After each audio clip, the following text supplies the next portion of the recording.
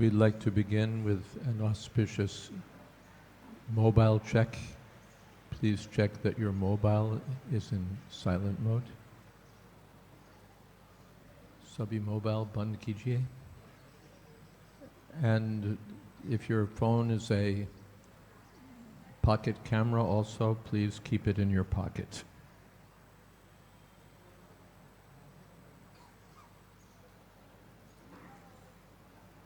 Om Namo Bhagavate Vasudevaya. Om Namo Bhagavate Vasudevaya. Om Namo Bhagavate Vasudevaya.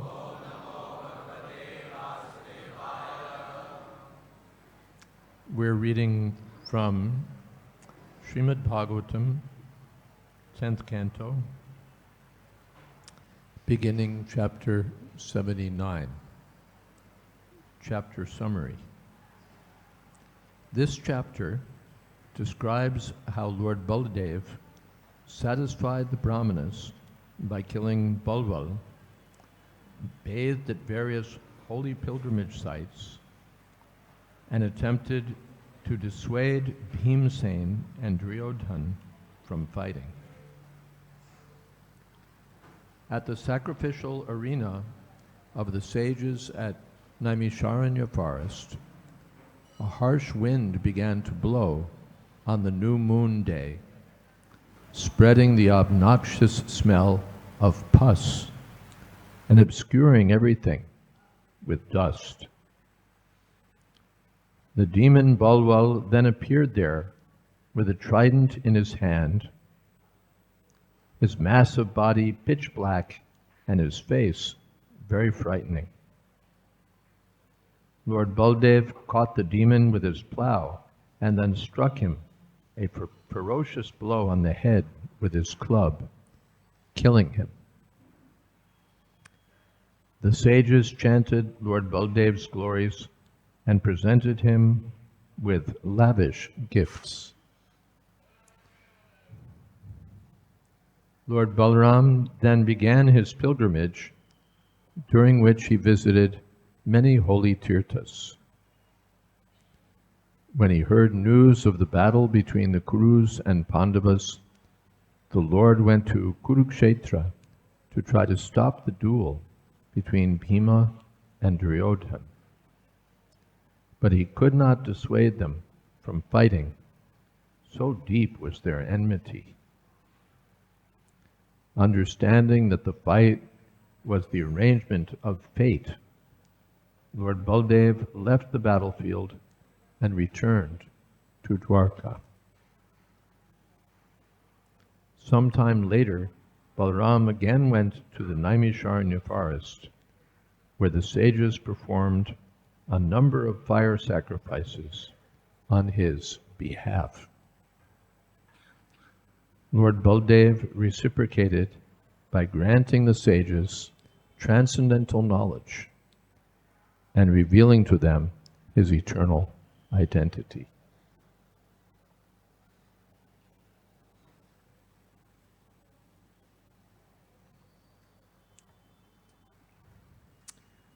Text 1. Shri Shuku Vacha Tata Parvani Upavritte Prachandaha Pangshu Varshanaha Bhimo Vayur Abhud Rajan Puyaganthas Tu Sarvashaha Shri Shuku Vacha Tata Parvanyupavritte Prachanda Pangshuvarshanaha Bhimo Vayurabhudrajan Puyagantastu Sarvashaha.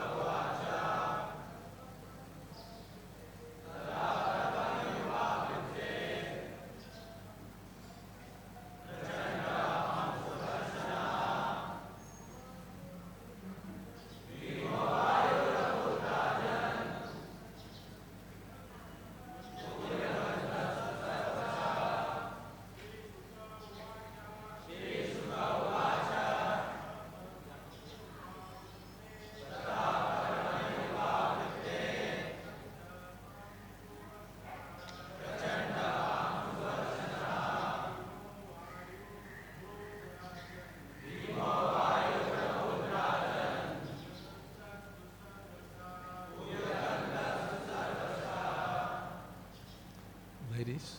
Ladies?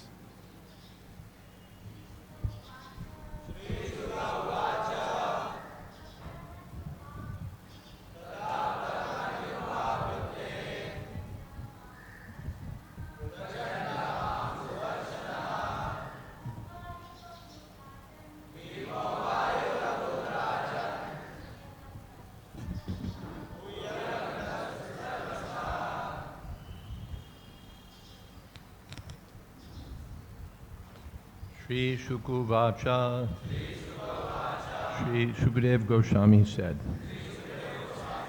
Tata, then, Pravani, the new moon day, Upavrite, when it came, Prachandaha, fierce, Pankshu, dust, Varshanaha, raining, Bhimaha, frightening, Payuhu, a wind, Abhut, a rose, Rajan, O king, Parikshit, Puya, of pus, Gandha, the smell, Tu, and, Sarvashaha, all over.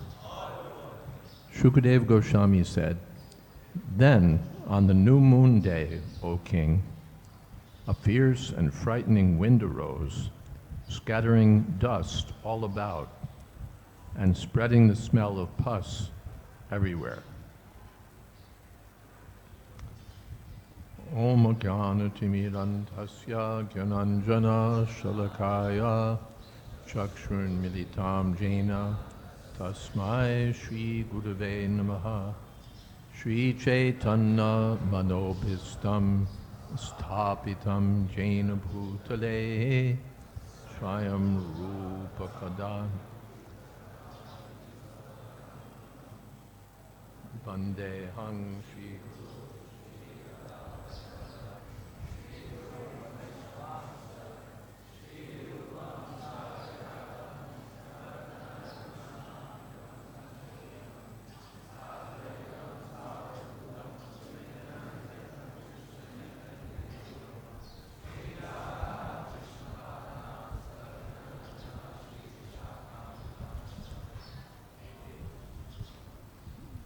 Well, it's the duty of the speaker to offer obeisances. Somehow it's become like a joint chorus, and the chorus goes ahead of the speaker. So I find it unmanageable. Just a comment.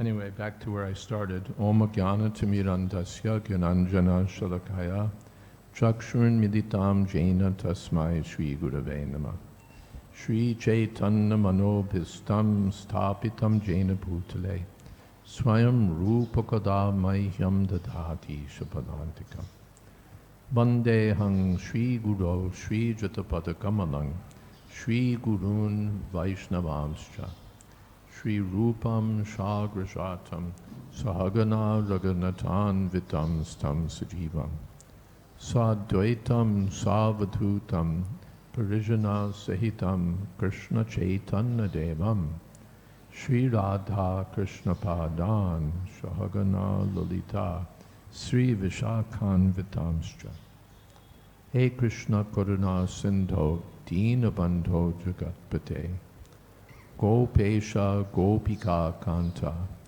Radha Kanta Namostute Tapta Kamshana Gaurangi Radhe Vrindavaneshwari Prisha Bhanu Sute Devi Pranamami Ori Priye Vansha Kolpatarubhyascha Kripa Sindho Pyevacha Patita Nam Pavanebhyo Vaishnavebhyo Namo Namaha Shri Krishna Chaitanya Prabhu Nityananda Shri Advaita Gadadhar Shivasadi Gaur Bhaktarinda Hare Krishna, Krishna Krishna, Hare Hare, Hare Rama, Hare Rama.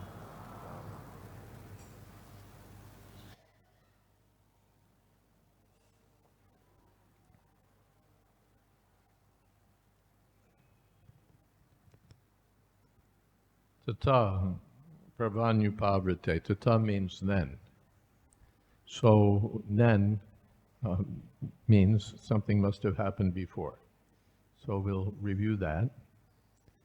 The incidents described here take place in relation to the battle of Kurukshetra. When the battle was brewing, Lord Balaram tried to mediate because he was favorable to both sides. Naturally, both he and Lord Krishna were well-wishers of the Pandavas, but Duryodhana was also the faithful student of Lord Balaram in club fighting. Lord Balaram and Duryodhana learned club fighting from Balaram, so disciple. Another name of Balaram is Duryodhana Guru. So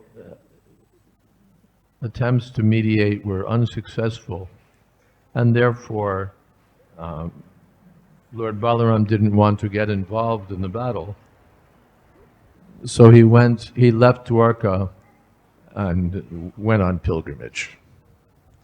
This is something you can do if everything's going topsy-turvy or not according to what we might hope. Nothing can be done. All right, let me go on pilgrimage. That will always be purifying. So Lord Balaram decided to go on pilgrimage. He visited many, many places. And in the course of pilgrimage, he came to Naimisharanya. There, a yajna was going on, and there was recitation of Vedic knowledge. And when Lord Balaram entered the assembly, everyone stood up. Lord Balaram has personally come. But Lord Balaram saw that the speaker, one Romaharshana, didn't get up. He remained sitting. The person who's sitting on the asana doesn't have to get up to greet others because he's got the, what would you say, respectable post there. But when Lord Balaram at least enters the assembly, then even Romaharshana should have stood. He may have been the disciple of Vyasadeva, he might have been sitting on the Vyasasana, but he certainly should have gotten up to offer respect to the Supreme Personality of Godhead. The speaker is supposed to be learned, a Brahmin is supposed to be learned, but he's also supposed to be gentle. So when Lord Balaram saw that Romaharshan, just the opposite, was behaving like a proud upstart, Lord Balaram took a kusha straw and severed his head from his body. This created some problem.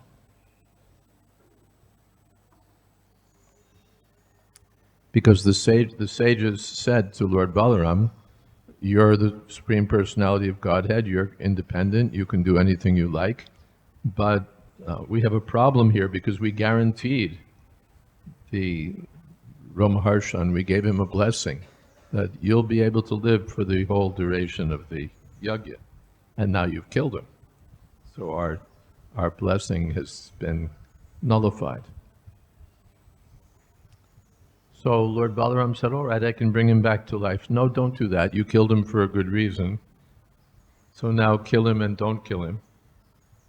So Lord Balaram judiciously placed or appointed Romaharshan's son to continue and to accept the blessing, because the son represents the father.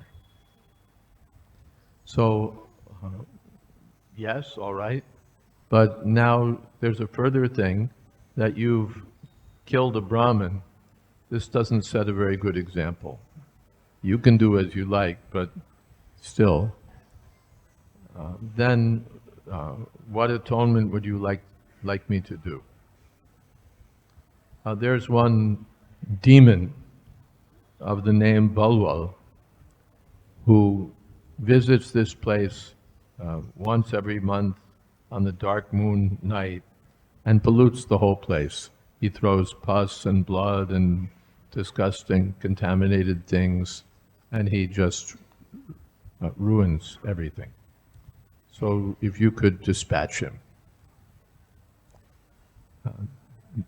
So now, Balaram, of course, agrees to the request of the Brahmins, and now the demon is showing up to create his monthly mischief.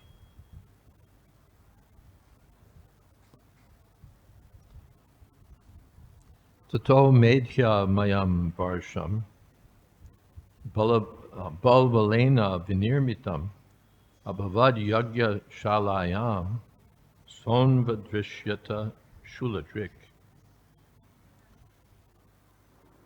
Next, onto the sacrificial arena came a downpour of abominable things sent by Balwal, after which the demon himself appeared, trident in hand. Tam vilokya brihatkayam binnanjana chayopamam tapta tamra shaka smushroom Dangstrogra bru kuti mukam Sasmara mushalam rama Parasainya vidaranam Halam cha daitya damanam Te turnam upatastatuhu. The immense demon resembled a mass of black carbon. His topknot and beard were like molten copper, and his face had horrible fangs and furrowed eyebrows. Upon seeing him, Lord Balaram thought of his club, which tears to pieces his enemies' armies, and his plow weapon, which punishes the demons. Thus summoned, his two weapons appeared before him at once. So Balaram, Rama, he's ready to give pleasure to the sages. And so when the demon comes, he thinks of his two weapons. Lord Balaram is known as Haladhar because he holds a plow, and he's known as Gadadhar because he holds a gada, club.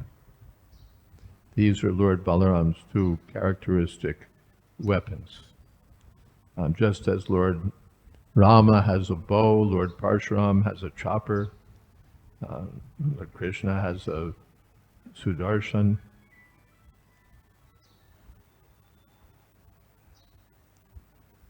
So Lord Balaram has these two weapons, the club and the plow.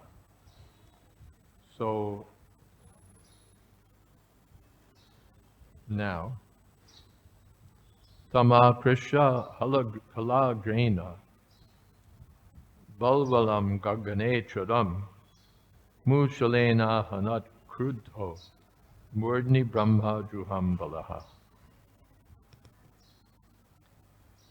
With the tip of his plow, Lord Balaram caught hold of the demon Balwal as he flew through the sky. And with his club, the Lord angrily struck that harasser of Brahmanas on the head. So this is Lord Balaram. He just thinks of the weapons, and that's enough. They appear. If we want to get a weapon, we have to purchase it or in some other way obtain the weapon. But Lord Balaram, just by thinking of the weapon, has it appear.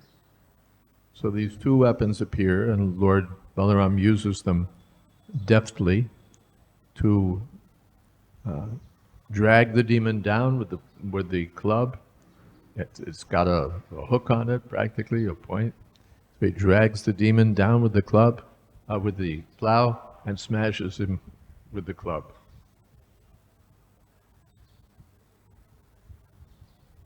So patad bhuvi nirbhinna lalato shrik samutsrajan munshan narta swaram shailo yata vajrahato runaha. Balal cried out in agony and fell to the ground, his forehead cracked open and gushing blood. He resembled a red mountain struck by a lightning bolt. Purport: according to the Acharyas, the demon appeared reddish with blood, like a mountain red with oxide. Maybe this is a little... Hare Krishna, yeah.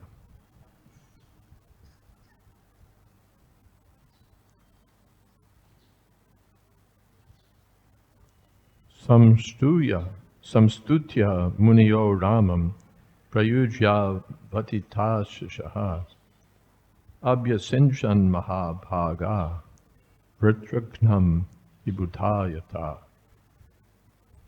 The exalted sages honored Lord Rama, Balaram, with sincere prayers and award him infallible blessings.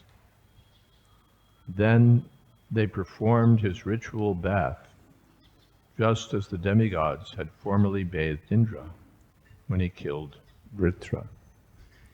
The Lord Balaram is the Supreme Personality of Godhead, but he's playing like an ordinary human being. What is that? Saharamena Keshava Ati Martyani Bhagavan. Loud. That's not loud. Kritavan Kila Karmani. Okay. Kritavan Kila Karmani Saharamena Keshava Ati Martyani Bhagavan Guya Kapatamanasha. He's the Supreme Personality of Godhead, but he performs wonderful activities. But Gudha Kapatamanasha, disguising himself, hiding himself, taking the role of a human being. Lord Krishna, Saharamena, Lord Krishna and Balaram do this. And therefore, Avajananti mam mudha manushim tanamashutam. The fools badmouth Krishna, Balaram, taking them to be ordinary human beings. Padam pavamajananto mamabhuta mahesha. They don't know his transcendental power as the Supreme Personality of Godhead. This is the position of the unfortunate. They see that Krishna is acting like an ordinary human being. He's getting married, he's herding cows, he's acting like a king. So yes, he's just an ordinary human being. But they don't consider that he kills Putana witch, he lifts the Govardhan hill, he performs Ati Martyani, Ati Martya, activities not surpassing the activities of any mortal human being. So they just look at the side they want to see. He's herding cows, getting married, dancing with girls. Yeah, just one of us. And they don't look at the other side. People do what according to their own. Should they do that with Lord Shiva also? Oh, he's smoking marijuana. Good. If he's smoking ganja, we'll smoke ganja, because we're followers of Lord Shiva. But they don't consider that Lord Shiva also drinks an ocean of poison, for which his name is Nilkant. That they don't consider. The ganja they'll smoke, but the poison they won't drink.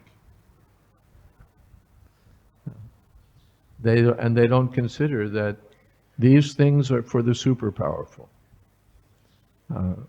What is that? Tejiyasam nadoshaya. For the powerful, the super powerful, there's no fault in what they do. Just as it's said in British law, the king can do no wrong, because he's the source of the law. The law can't be imposed on the king. British law. Someone asked a question, back when the Queen was there, Elizabeth, does the Queen have a passport? And the answer was given, no, she doesn't have a passport. Passports are issued in the name of the Queen. So she doesn't need a passport. If I think, well, she's British, I'm also British, she doesn't need a passport, I don't need a passport. No. That doesn't work. Tejiyasa, for the person who's super powerful, the ordinary rules don't apply. But for those of us who are not super powerful, who is that? Those who are Prakriti-sthani karshati. Brahmayan sarvabhutani Prakriti-sthani karshati. Those of us who are struggling under the powerful smacks of Maya. For us, the strict rules are required so that we can be freed from material existence. So Lord Balaram is in the transcendental position. Even when he killed this demon, there was no fault on his part. Oh, you killed a Brahmin. Krishna kills everyone. What is that? In the Shastra it said that the universal form is eating everyone, including the Brahmins, like a meal. The death eats everyone. Death eats everyone.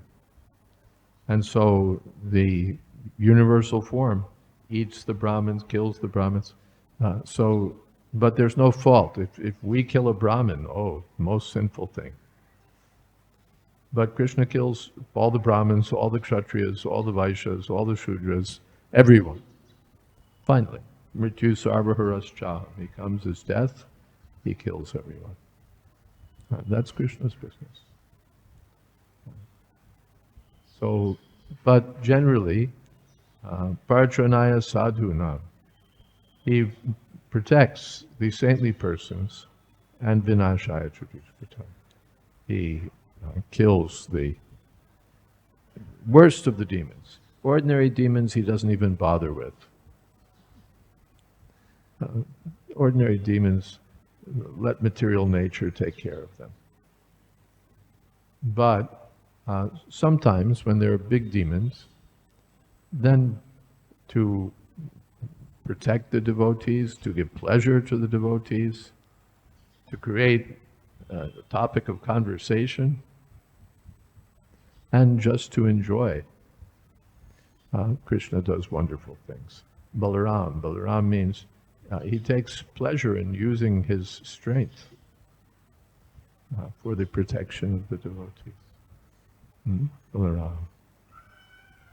So these are some of the topics related to these verses, and we'll learn more as the narrative continues. Hare Krishna. Are there some questions? Comments?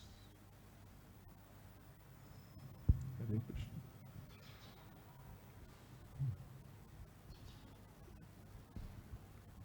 Yes.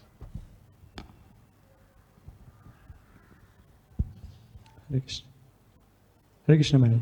Thank you for the nice class, man.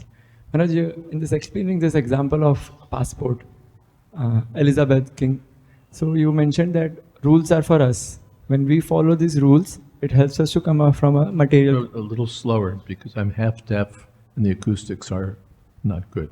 So slowly, loud, and clear. Okay, I'll try, Maharaj. So Elizabeth and the passport, and You mentioned that rules are for us, conditioned souls. When we follow rules, it helps us to come from material conception. when we follow rules, it does what? It helps.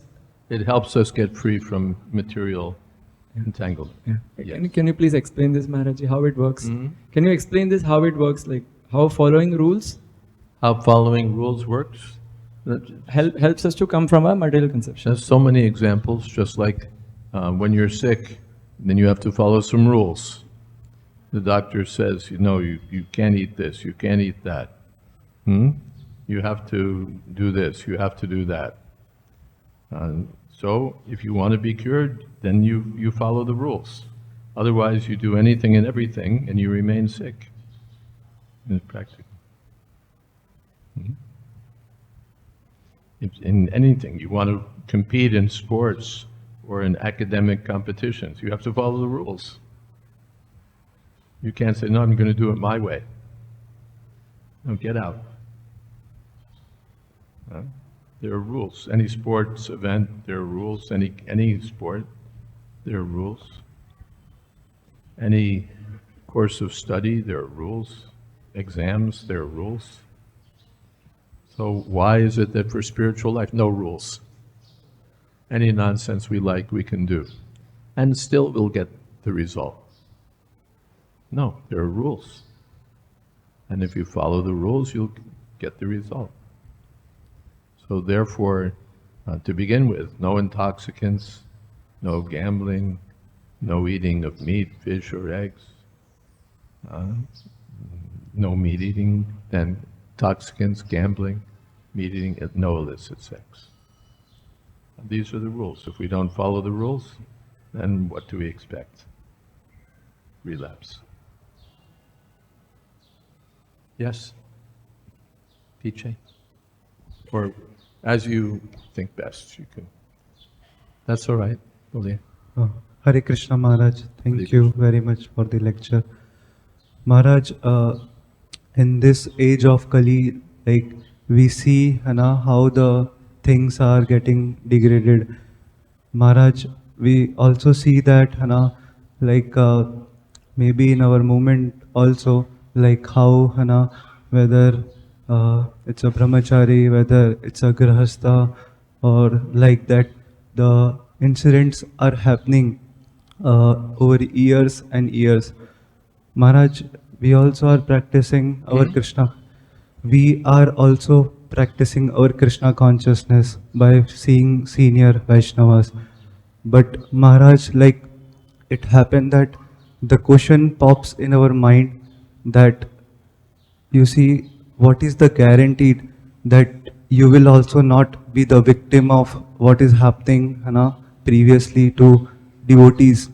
Although There's no guarantee. We see that someone's practicing and then he breaks the rules or doesn't follow. So then where's the guarantee that it may not happen to us also? There's no guarantee.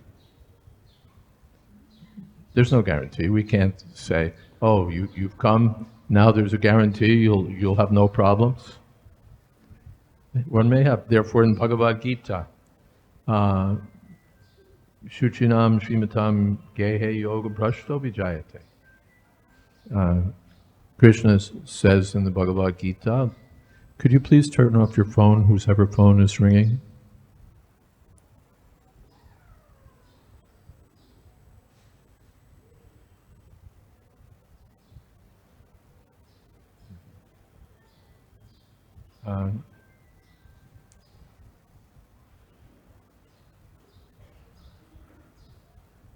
The management can consider collecting people's phones outside, as they do in Tirupati or other such places. That you just can't enter with a phone, because you'll enter with your phone and you'll cause a disturbance, and you won't know that you're causing a disturbance, or you won't care. Or you'll make Vrindavan a mess because everyone will be going to the Mangalarti like this.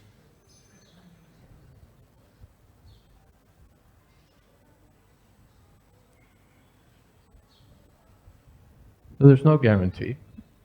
That was Arjun's question. Let's see. Nijjana Pivarshne, not that one.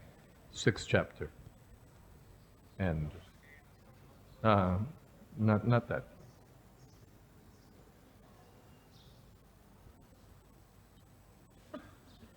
Ayati Shraddhayo Peto Yogach Chalitamanasa Aprapya Yoga Sangsiddhim Kam Gatim Krishna Gachtati Gachchin no Bhaya Vibrashtas Chinnabram Ivanashati Apratishto Mahabaho Vimurto Brahmanapati Etan me Sangshayam Krishna Chetum Arhasya Sheshataha Tvaranya Samshayasya Chaitana Yupapadite.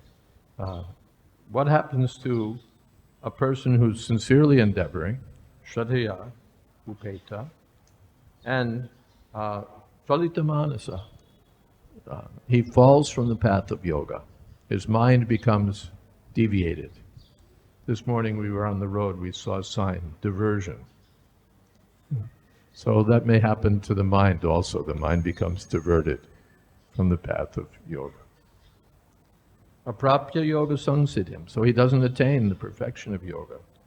Kam gatim Krishna gachtati. Oh Krishna, what's his destination? Gachchin no bhaya vibrashtas. It looks like he's a double loser. He loses his material prospects because he gives them up for the transcendental path. And then he loses his spiritual prospects because he becomes deviated and falls down. So Arjuna says it looks like he's like a cloud in the sky that just gets torn apart and then it's nowhere. Etan me sangshayam Krishna. That's my doubt. Oh Krishna. So you're not the first one. So then Krishna, Lord Krishna answers,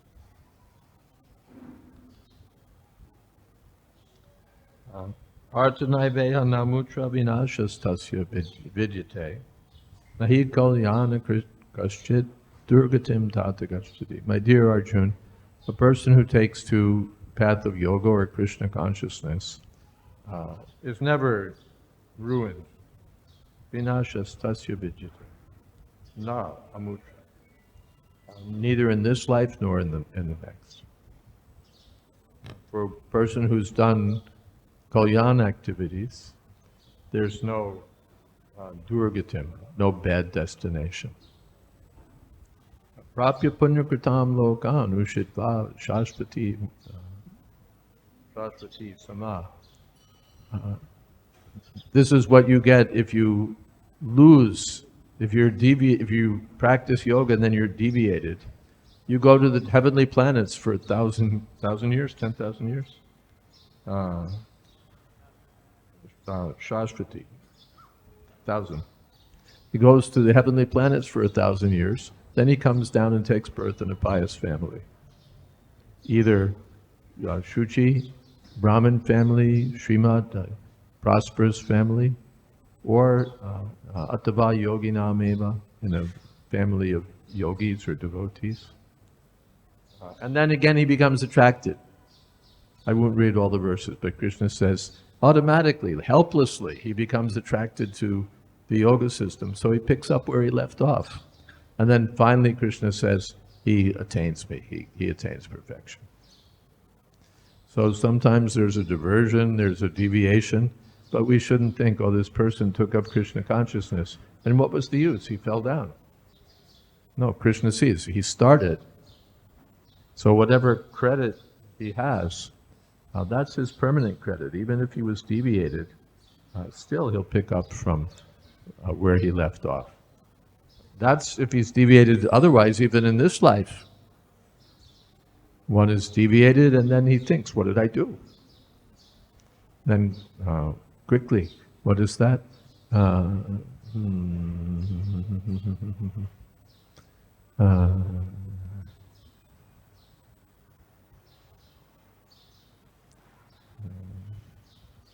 Api chet sudaracharo kshipram bhavati dharmatma. Quite quickly he comes back to the standard. So that happens. Not that he waits till his next life, even in this life. Then Krishna says, sadhureva samantavya. Definitely he has to be considered a sadhu. Not that we look back and say, oh, he did this, he did this, he did this. No, sadhureva. Why? Because he's completely fixed in serving me. All right, there was a bump on the road. He got tossed for a bit, but he came back. Like a soldier on the field, he gets, who was it, Aniruddha? Pradyumna, I think. He was fighting on the battlefield, Pradyumna. He was fighting on the battlefield, and then he got smashed by the enemy and knocked unconscious, and his charioteer took him off the field to save his life. Then Pradyumna woke up. What have you done? Now this looks like I've fled from the battlefield. Everyone will mock me. No, it was my duty. This is the charioteer's duty. All right, let's get back out there. So this is the behavior of the Vaishnava. Even if he falls down, he doesn't mope and lament. All right, let me continue. Otherwise, that's sense gratification. I'm so fallen, let me stay fallen forever. No, if I fell, let me get up. Just as a child, he falls on the ground and he picks himself up by the same ground. So the devotee, even if he has some problem, he continues. And somehow if he doesn't become dharmatma quickly, then, Krishna says, next life. Otherwise the materialist has no such advantage. He doesn't lose both ways, he only loses one way. He doesn't lose any spiritual advantage he got because he didn't get any. But he loses all his material advantages because everything's lost at the time of death, finished. So therefore, Chakva Swadharmam Charanam Pujam Hare. In the first canto, it said that if someone gives up all of his duties to take up Krishna consciousness, and then somehow, because he's not completely mature, falls down, still there's no loss for him. Still there's no loss for him. Because he took it up, it's his permanent credit. Later he'll think, I have to get back there. I have to get back to Krishna consciousness. Is that all right? Thank you very much. Okay. Thank you.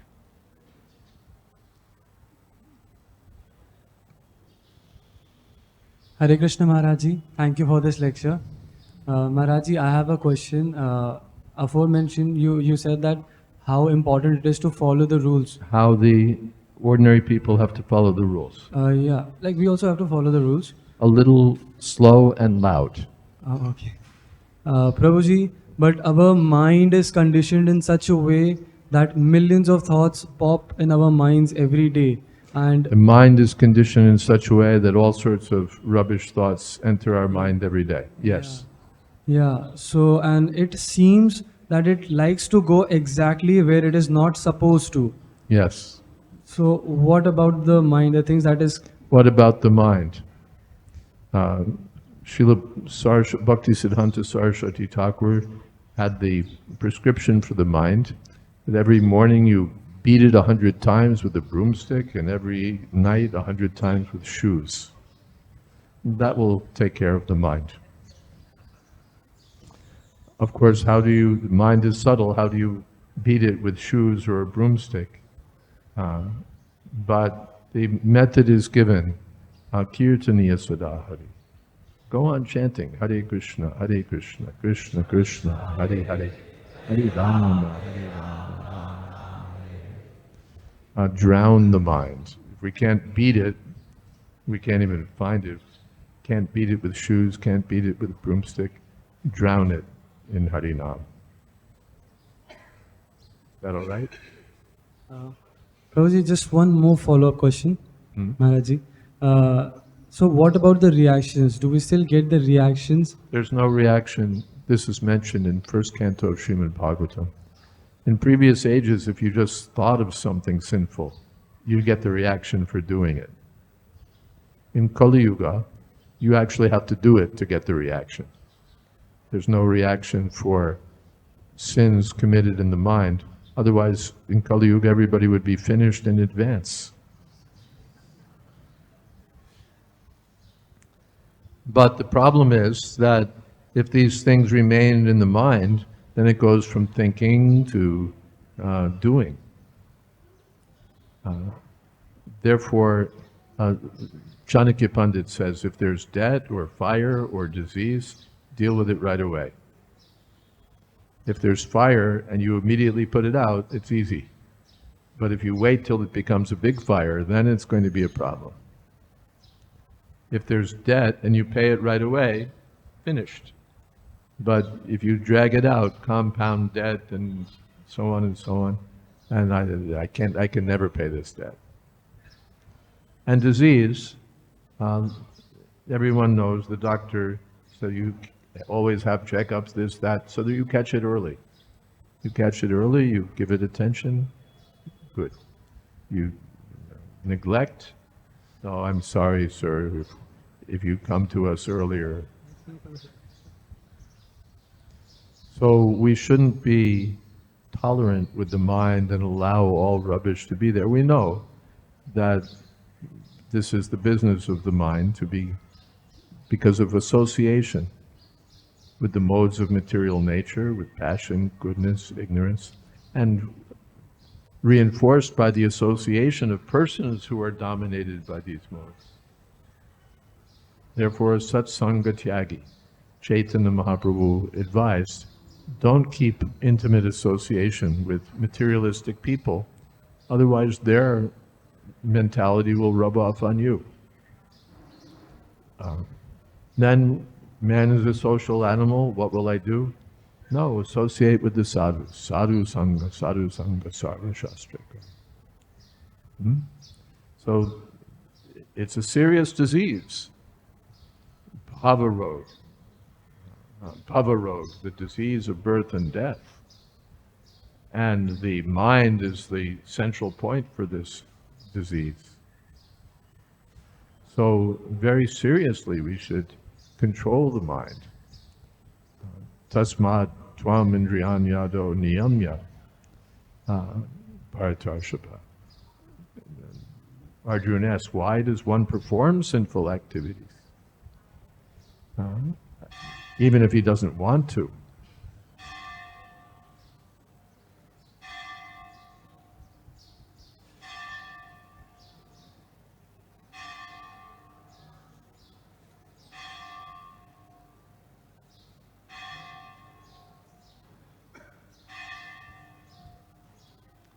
Kamesha, krodhesha, lust, anger. So in the modern Kali Yuga, the atmosphere is surcharged with lust, with anger. Therefore, very seriously, we have to take shelter of the devotees, the association of devotees, shelter of the Harinam, shelter of the process of Bhakti Yoga. Then we can be successful. In Kali Yuga, this is the method. Take shelter of Sri Chaitanya Mahaprabhu, chant Hare Krishna, everything will be all right. Something else? Is that okay? Thank you, Prabhu. Thank you, Maharaji. Do we have time for one more question? Yeah, we're only 9 o'clock. It says here 9:10. Yes. Or wherever the microphone goes. There's a question here in front of me.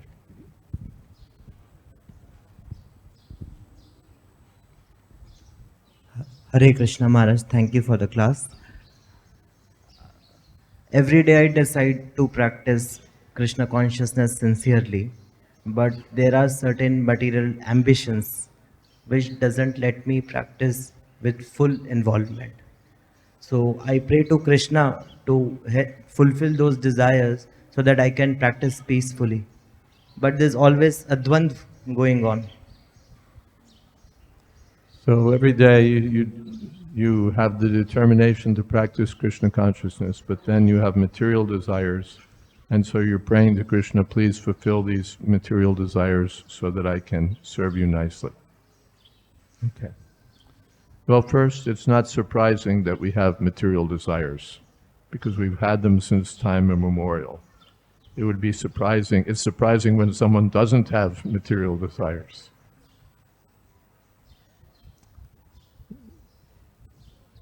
So then, all right, this is one strategy. My dear Lord, please help me fulfill my material desires. That's good. Krishna mentions in Bhagavad-gita that the beginning devotees approach him like that. Arati jigyasu ganicha. My dear Lord, please give me freedom from distress. Please give me some money. Please satisfy my curiosity. Please give me some knowledge. They don't approach in the beginning, please just engage me in your service. They approach with some mixed motive. So that's one strategy. We can pray to Krishna, I want to have a beautiful girl, please send me a beautiful wife. I want to have a nice house, if you could please send me a nice house. Sir, if you could please send me a car, a nice car. Sir, I need a job. Thank you, sir. Now I need to be promoted. Because the desire never gets fulfilled. Even if it's fulfilled, it gets bigger. It's like trying to put out a fire by drowning it with kerosene. So still, it's good. Let me approach Krishna. Sir, if you desire, please help me out. Or you can take the other approach that let me just be engaged in your service. And I'm confident that if I serve you, everything else will get sorted out. If I just, what is that? Krishna Bhakti Koilo Sarva Karma Krituhai. If I just do Krishna Bhakti, everything else will fall into place. That I don't separately have to say, just like if you engage in the service of the king, you're appointed servant of the king. You don't have to separately say, Your Majesty, can you arrange lunch for me? Can you arrange for my meals? It's understood. If you're engaged in the service of the king, you'll get fed, you'll get protected, you'll get everything. Automatically. So actually, we don't have to separately pray to Krishna, please take care of this for me, take care of that for me, because there's no end to it. Please engage me in your service, and everything else will be arranged. Either the desire will be fulfilled, all right, here's a wife, be happy in Krishna consciousness. Or I'm not giving you a wife, be happier without the wife. And I'll help you, I'll get you free from the desire. You'll think, what is this wife? Why do I need a wife? I've had a wife in so many lifetimes. One lifetime without one. Let's try that. So, as Krishna may desire, he may fulfill or he may withhold. So if I put myself, but either way will be good. If he satisfies my desire, Krishna's mercy. And if he doesn't, Krishna's mercy. So best thing is, let me focus on being Krishna conscious and be confident that Krishna will sort everything out. Is that okay? And 9:06, that leaves 4 minutes left. Hare Krishna, Maharaj. Thank you very much for this session. Maharaj, this sages of Naimisharanya, they are Sages at Naimisharanya. they are advanced and advanced sages. They can even see the futures also. They can even also, and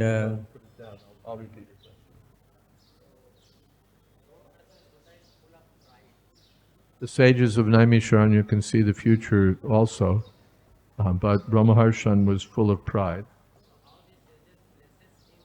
So why did they bless him?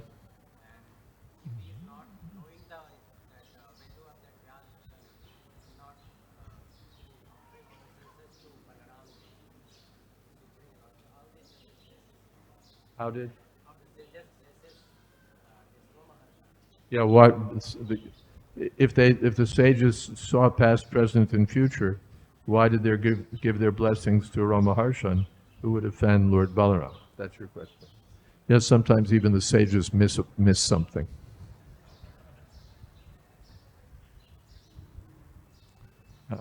In the material world, even the sage may miss something. Or from another point of view, if they hadn't put Ramaharshan there, what would have happened to the pastime? The Lord Balaram had some idea. Lord Balaram enjoyed performing his pastimes. This was also one of his pastimes, but it can't take place unless the sages put Ramaharshan there. So sometimes Lord Balaram or Lord Krishna covers the vision even of sages, muyanti yat surya. But the result is that some wonderful pastimes come.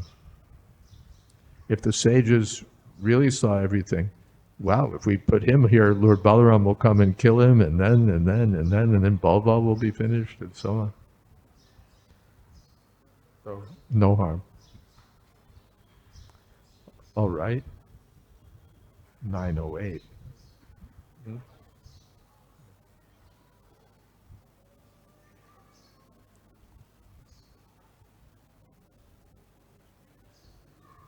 You have to switch it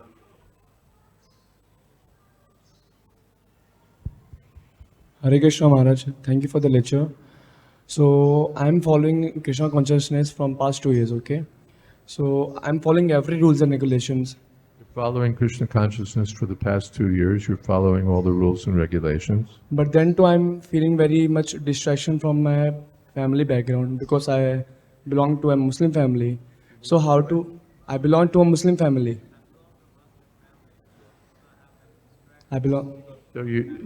So you belong to a Muslim family, and you have many distractions on that account. So how That to means your just family- take that distraction and disturbance and to stay calm in that position? How to deal with those distractions and stay calm.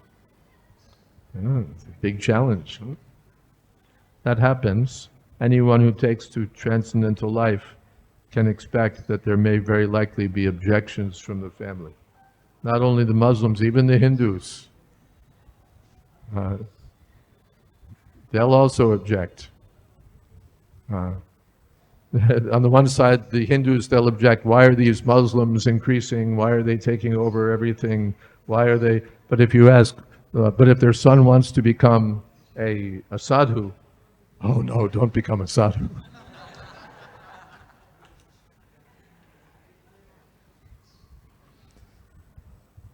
When Chaitanya Mahaprabhu was having kirtan in Navadvip, his devotees were having kirtan. Who objected? It was the Muslims, the Hindus. They went to the Muslim magistrate and objected. This Nimai Pandit is spoiling the Hindu religion. He's waking up the deities with this big noise. Hare Krishna. So, all sides. Every family may object. That's Maya's business. If you want to get free from material existence, Maya will say, no. What about your family? Or your family will say, what about us? What about your religion? What about your tradition? What about your duties? What about your education? What about your 16,472 reasons why you shouldn't become a devotee? So, but by association of devotees, by determination, by transcendental knowledge, it's possible. And also by a little politics. In Bhagavatam, in 7th canto, Narad Muni advises Yudhisthira that as a married man, you can expect that your in-laws will say, oh, it would be good for you to have this. It would be good, it means for our daughter, to have this, to have that, to do this. Why don't you work for this? Why don't you take up this? So the advice given by Narad Muni is that when they give their free advice for material progress, you should say, yes, yes, very good. And then just ignore them. So sometimes a little, what's the word, little diplomatic, we try to, don't worry. But still they'll worry, and anyway, they may worry or not worry, we have to go on with our business. So yes, these strong pull will be there from the family. But our first understanding is, how is this my family? If I'm this body, then they're my family. If I'm not this body, now they're my family. Tomorrow I'll have another family, again another family, another family. So let me get free from this material existence, family after family after family after family, and go back to Godhead and join the family of Krishna. Is that all right? Okay, thank you very much. Where time is over. Hare Krishna. Yeah, I see the hands. There's two hands I'm looking at. You've got one and that one has two. The clock has two hands and you have one hand up. What to do? What should I do, Mukundabha? You decide, Maharaj. You decide. You know, this is my problem. At my age, I've exhausted my quota of decisions that I can make.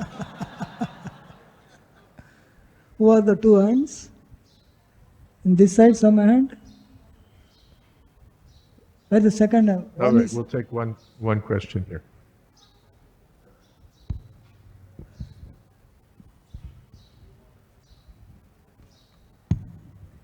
Last question, huh? Hare Krishna. Thank you so much, Maharaj. Maharaj, there is one question always hits my mind. We have seen we have heard that you was in ISKCON from earlier days, and you was Earlier days, I was in ISKCON. and I admit it, yes. and we have seen that in Prabhupada disciples, they have so much cooperation and love between each other. And we've seen that between Prabhupada's disciples, there's so much cooperation and love. And as they are following that, Prabhupada used to say, if you want to show love towards me, you have to cooperate with each other. So Prabhupada said, if you want to, you can show your love for me by how you cooperate. But my question is, Maharaj, that many times we have multi-guru systems in temples. Many times we have multi-gurus. And it's natural to have our affection towards our own spiritual master. It's natural to have affection to our own spiritual master. And besides that, we have our own God brothers. We have our own God brothers. We have our own preaching style. Our own preaching style. And you know, the unity amongst our only own God brothers. Unity only among our own God brothers. But many times we forget, we are just forgetting what Prabhupada wants to teach us.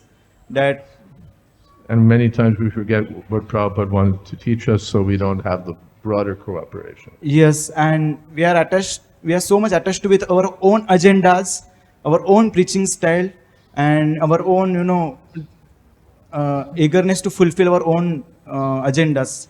So Yeah. how to? Still, we have our own agendas, our own preaching style, our own desires to what to do. Okay, first let's set the history straight. The history of Prabhupada's time, when all of his disciples cooperated in love and loving spirit of devotion, is a fictitious history. There's so much love and cooperation among Prabhupada's disciples, and there was lots of disagreement, lots of, fighting even, competition, strife, the whole, as we say in America, the whole 9 yards, which means it was all going on. At the same time that there was so much cooperation, so much love, but the material world, Prabhupada wrote to one disciple, you can't expect utopia. You can't expect that it's, as we say in America, lollipop land, where everything's like a cartoon and everybody's got a big smile and no, there's never any disagreement. Utopia. Prabhupada said, no, you can't expect utopia. He said even in the spiritual world there's disagreement. They're competing teams, competing factions. Right-wing gopis, left-wing gopis, Radharani's party, Chandrabali's party. Even when you go back to Godhead, you'll find these things. You'll find faults. Prabhupada said in the spiritual world that Krishna got so bewildered by Radharani that he was trying to milk a bull. So even in the spiritual world, you'll find, what's going on here? You'll find these things. So that's the first thing. Don't expect utopia. It doesn't exist. Even you go back to Godhead, there'll be something going on. But it will be transcendental, but it will be going on. That's the first thing. Second thing is, all right, we have, back in Prabhupada's day, we had only one guru, now we have so many gurus. But still we all had our own individual agendas. We had, this temple president's competing with that temple president, competing for devotees, competing for contributions, competing for this, that. And so many things were going on. Not that because we were all Prabhupada's disciples, there was this wonderful unity. There was plenty of, Prabhupada in fact said that. One devotee who wrote to Prabhupada and said, there's so much disagreement, I think this is because of impersonalism. Prabhupada said, no, it's because of personalism. Everyone's a person, so naturally these things will be there. But still, we have to see that everyone is trying to serve Krishna. Just like in our America now, they're fighting the two political parties. Each one wants to be elected. So they're throwing bricks at one another and, whatever, calling one another bad names. But if the country is attacked, they'll all come together for the country. On this point, they're in agreement. America's got to be the greatest nation. America has to do this and this and this. If the country is attacked, no one will say, I'm a Republican, I don't care. I'm a Democrat, no. They'll all unite for that higher cause. So even though we have disagreements on so many points, we unite for the higher cause. Regarding different gurus, it's good. I should be proud to follow my guru. I should try to further the particular desires that my guru has expressed and emphasize what he wants to emphasize. But that doesn't mean I knock the others. That's not required. To promote my guru's agenda, I don't have to criticize your guru's agenda. That's not required. That's not required. We can appreciate that my guru is doing wonderful, your guru is also doing wonderful. So I'll serve my guru, you serve your guru. That's good. Not that you have to serve my guru. No, you serve your guru, I'll serve my guru. So then it's nice. And without any, I can't think of any of our ISKCON gurus that say, you just be sure and serve me and the hell with my godbrothers. No one is, I can't think of anyone who's teaching that. They're all teaching that you serve me, but respect my godbrothers. Why should we make these distinctions? My group is good and all the other groups are bad. That's materialistic. But the sadhu, let the others let them do better than me. We'll be happy. If they surpass us in pleasing Krishna, all right, we'll come back later and we'll try to surpass them. But meanwhile, we have to acknowledge they've done wonderful. Why should we be envious? Nirmatsuranam satam, nirmatsuro pujita. Krishna consciousness is not for envy, it's for appreciation. So we'll follow our guru, we'll follow our temple, we'll follow our program, we'll follow whatever it is, and we'll think this is the best, but we'll also appreciate the contributions of others. Even when they surpass us, oh, very nice. How much you've pushed forward the Krishna consciousness movement. It's very good. All right? Okay. Thank you all very much. Srila Prabhupada ki jai, Samaveta Bhakta Vrinda ki jai, Gaur Premanande.